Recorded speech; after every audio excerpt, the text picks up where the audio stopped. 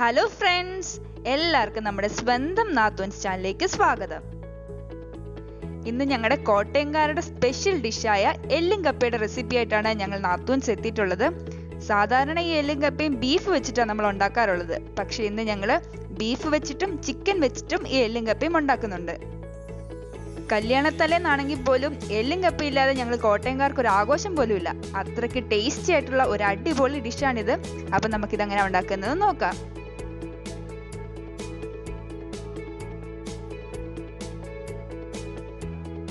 ആദ്യം നമുക്ക് കപ്പ ഇതുപോലെ ഒന്ന് കൊത്തിയെടുക്കാം. ഞങ്ങളിവിടെ ഏകദേശം 5 കിലോളോളം കപ്പ എടുത്ത് വെച്ചിട്ടുണ്ട്. ഇത് 2 എല്ലും കപ്പയ്ക്കും വേണ്ടിയിട്ടുള്ളതായതുകൊണ്ടാണ് ഇത്രയും കപ്പ എടുത്തേക്കുന്നത്. ഇനി ആ കപ്പ നന്നായിട്ട് കഴുകിയെടുത്തിട്ട് അതിന് നികക്കെ വെള്ളം ഒഴിച്ചിട്ട് നമുക്കിതൊന്ന് വേവിക്കാൻ വെക്കാം. ഈ സമയത്ത് നമുക്ക് എല്ലും കപ്പയ്ക്ക് വേണ്ട ഇറച്ചി റെഡിയാക്കി എടുക്കാം. ആദ്യം നമ്മൾ ചിക്കൻ ആണ് എടുത്തിരിക്കുന്നത്. ഇത് 1 കിലോളോളം ചിക്കൻ ഉണ്ട്. ചിക്കൻ്റെ എല്ലല്ല, ചിക്കൻ പീസസ് ആണ് നമ്മൾ ഇതിനായിട്ട് എടുത്തിട്ടുള്ളത്. ഇനി ഇതിലേക്ക് 1.5 സവോള നീളത്തിൽ അരിഞ്ഞത് കൂടി ചേർത്ത് കൊടുക്കാം.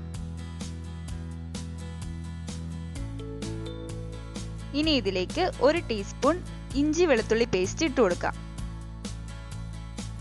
ഇനി അടുത്തതായിട്ട് നമ്മൾ തേങ്ങാക്കൊത്താണ് ഇട്ട് കൊടുക്കുന്നത്. ഇത് നിങ്ങളുടെ ഇഷ്ടത്തിനനുസരിച്ച് നിങ്ങൾക്ക് ഇട്ട് കൊടുക്കാവുന്നതാണ്. സാധാരണ തേങ്ങാക്കൊത്ത് ആരും എല്ലും കപ്പയ്ക്ക് ഇടാറില്ല. പക്ഷെ ഇത് ഇട്ട് കൊടുക്കുകയാണെങ്കിൽ വളരെ നല്ല ടേസ്റ്റ് ആയിരിക്കും. ഇനി ഇതിലേക്ക് 1/2 ടീസ്പൂൺ മഞ്ഞൾപ്പൊടി, 1 ടീസ്പൂൺ മല്ലിപ്പൊടി, 2 ടീസ്പൂൺ മുളക് പൊടി,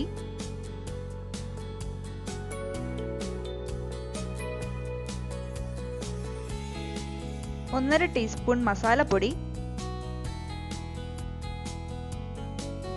ആവശ്യത്തിനുള്ള ഉപ്പും കുറച്ച് കറിവേപ്പിലയും കൂടെ ചേർത്തിട്ട് നന്നായിട്ടൊന്ന് ഇളക്കി യോജിപ്പിച്ച് കൊടുക്കുക.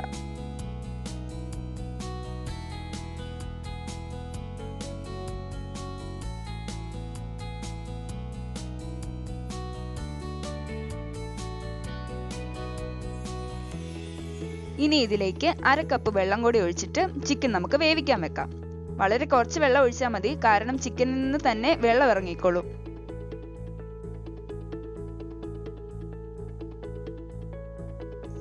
ഹൈ ഫ്ലെയിമിൽ 1 വിസിൽ വന്നതിന് ശേഷം ലോ ഫ്ലെയിമിൽ 10 മിനിറ്റ് ഇട്ട് ചിക്കൻ വേവിച്ചെടുക്കേണ്ടതാണ്.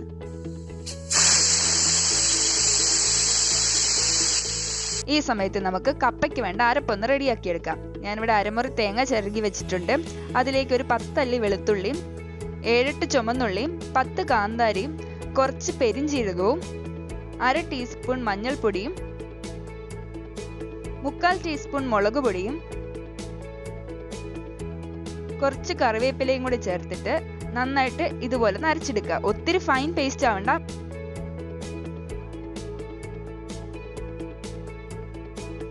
ചിക്കൻ ഇപ്പം വെന്ത് കാണുമായിരിക്കും.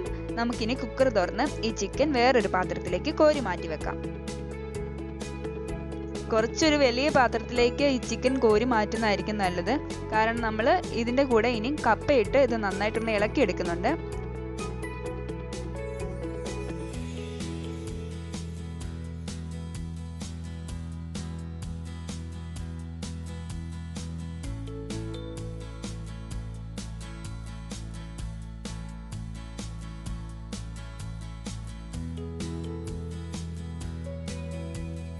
കറിയുടെ ഈ ഗ്രേവി മാറ്റേണ്ട കാര്യമൊന്നുമില്ല.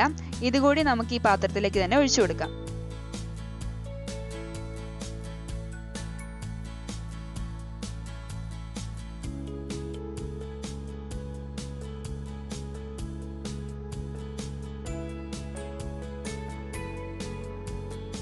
ഇനി നമുക്ക് ബീഫ് കപ്പ ബിരിയാണിക്കുള്ള ബീഫ് റെഡിയാക്കി എടുക്കാം. ഞാനിവിടെ 1.5 കിലോളം ഉള്ള എല്ലും ഇറച്ചിയും കൂടിയാണ് എടുത്തു വെച്ചിരിക്കുന്നത്. ഇനി ഇതിലേക്ക് 2 സവാള നീളത്തിൽ അരിഞ്ഞത് ചേർത്ത് കൊടുക്കാം. അടുത്തായിട്ട് നമ്മൾ തേങ്ങാക്കൊത്താണ് ചേർത്ത് കൊടുക്കുന്നത്. നേരത്തെ പറഞ്ഞ പോലെ തന്നെ തേങ്ങാക്കൊത്ത് ഇടുമ്പോൾ എല്ലും കപ്പയ്ക്ക് നല്ലൊരു ടേസ്റ്റ് ആയിരിക്കും കിട്ടുന്നത്. തേങ്ങാക്കൊത്ത് നിങ്ങളുടെ ഇഷ്ടത്തിനനുസരിച്ച് ചേർത്താൽ മതി. അത് ഓപ്ഷനിലാണ്, നിങ്ങൾക്ക് താല്പര്യമില്ലെങ്കിൽ ചേർക്കണമെന്നില്ല. അതിനുശേഷം 1 ടീസ്പൂൺ ജിഞ്ചർ ഗാർലിക് പേസ്റ്റ് ചേർത്ത് കൊടുക്കാം. ഇനി അതിലേക്ക് 3 ടീസ്പൂൺ മുളക് പൊടിയും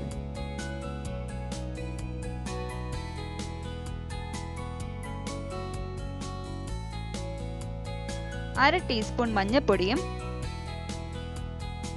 1 ടീസ്പൂൺ മല്ലിപ്പൊടിയും 1/2 ടീസ്പൂൺ മസാലപ്പൊടിയും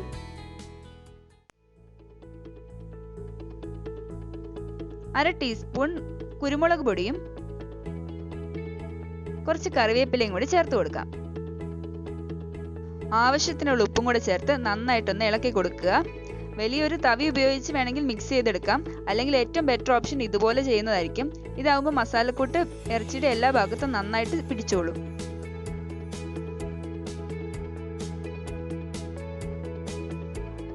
ഇപ്പോൾ ഇത് നന്നായിട്ട് മിക്സ് ചെയ്തെടുത്തിട്ടുണ്ട്.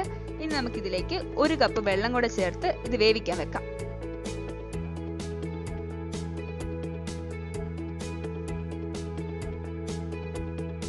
ഹൈ ഫ്ലെയിമിൽ 1 വിസിൽ വന്നതിന് ശേഷം ലോ ഫ്ലെയിമിൽ ഇട്ട് 20 മിനിറ്റ് ബീഫ് വേവിച്ചെടുക്കേണ്ടതാണ്.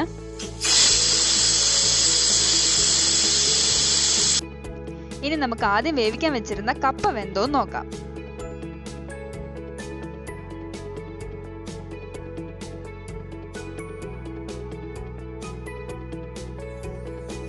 ഇപ്പൊ കപ്പ ഇവിടെ നന്നായിട്ട് വെന്തിട്ടുണ്ട്. ഇനി നമുക്കിതിന്റെ വെള്ളം ഒന്ന് ഊറ്റിക്കളയാം. ഇനി നേരത്തെ ചിക്കൻ ഇട്ട് വെച്ചിരുന്ന ആ പാത്രത്തിലേക്ക് കപ്പ കുറച്ച് വീതം ഇട്ട് കൊടുക്കാം.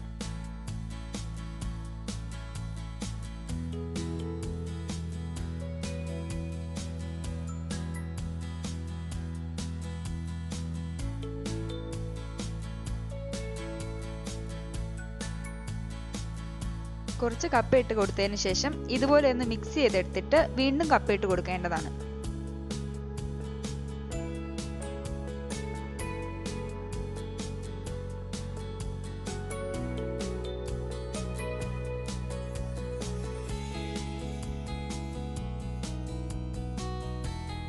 ഇനി നമ്മൾ നേരത്തെ തയ്യാറാക്കി വെച്ചിരുന്ന ആ അരപ്പിന്റെ കുറച്ച് ഭാഗം കൂടി ഇതിലേക്ക് ചേർത്ത് കൊടുക്കാം.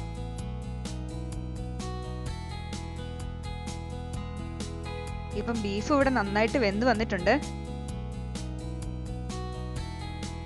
ഇനി ബാക്കിയിരിക്കുന്ന കപ്പ ഇതുപോലെ ഒന്ന് ഇളക്കി കൊടുക്കാം. ഇത് ഒത്തിരി ക്വാണ്ടിറ്റി ഉള്ളതുകൊണ്ട് ആദ്യമേ തന്നെ ഇങ്ങനെയൊന്ന് ഇളക്കി കൊടുക്കുന്നത്.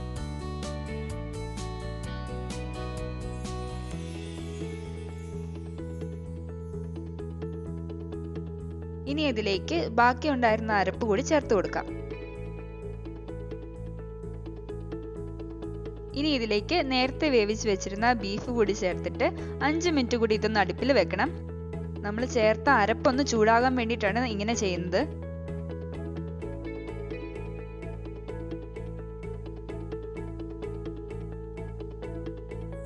ഇപ്പൊ ഇത് ഏകദേശം 5 മിനിറ്റ് കഴിഞ്ഞിട്ടുണ്ട്. ഇനി നമുക്കിത് വാങ്ങി വെച്ചിട്ട് നേരത്തെ വെച്ചിരിക്കുന്ന ചിക്കൻ കൂടി ഇതുപോലെ ഒന്ന് ചൂടാക്കിയെടുക്കാം.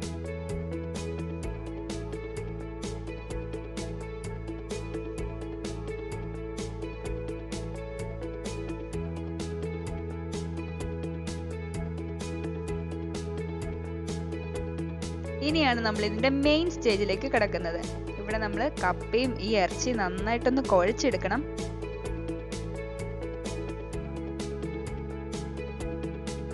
ഇനി ഇതിലേക്ക് കുറച്ച് പച്ച വെളിച്ചെണ്ണയും കൂടെ ചേർത്തിട്ട് നന്നായിട്ടൊന്ന് കുഴച്ചെടുക്കണം. ഈ വെളിച്ചെണ്ണ ഇങ്ങനെ ചേർക്കുമ്പോൾ നല്ലൊരു ടേസ്റ്റ് ആയിരിക്കും കപ്പയ്ക്ക് കിട്ടുന്നത്.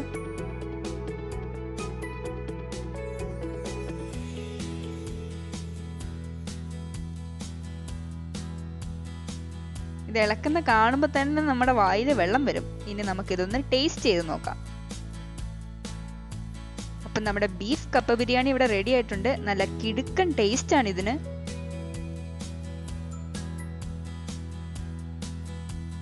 ഇതുപോലെ തന്നെ നമ്മളിപ്പോൾ അടുപ്പിൽ വെച്ചിരുന്ന ചിക്കൻ കപ്പ ബിരിയാണി കൂടി ഒന്ന് റെഡിയാക്കി എടുക്കാം.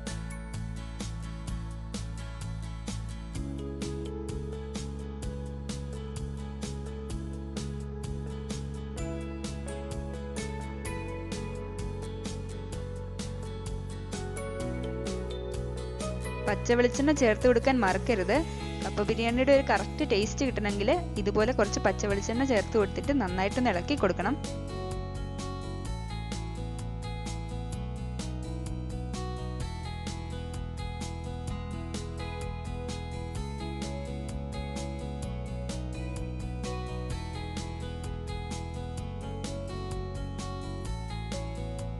അപ്പം നമ്മുടെ ചിക്കൻ്റെ കപ്പ ബിരിയാണിയും ഇവിടെ റെഡി ആയിട്ടുണ്ട്.